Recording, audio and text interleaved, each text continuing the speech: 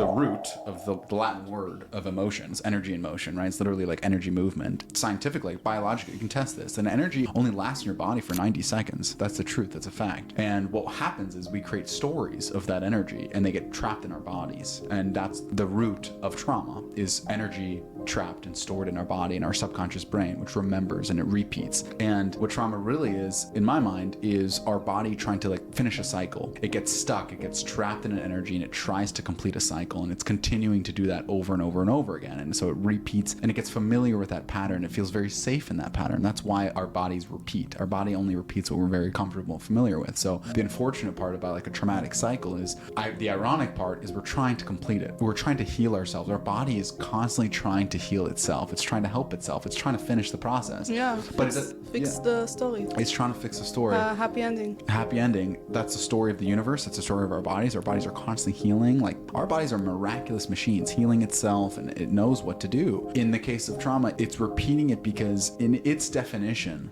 that is safety. Because it knows it's survived. Somehow it's here, right? It's here today, we're here, and it knows it survived. And it believes that by doing that thing, it is going to continue to survive. That's the only reason it's repeating itself, is because in its mind, it survived and it did that. When that event occurred, it survived and it did this thing. So it's like, oh, okay, I get it. If I feel this way, if I do this thing, I will survive. And that's why it keeps repeating. Now, obviously, if you take it to the present moment, like that's part of what healing trauma is about, in my mind, is taking it out of the past, coming to the present, saying, hey, we're here now. We're here now. We're in a different scenario.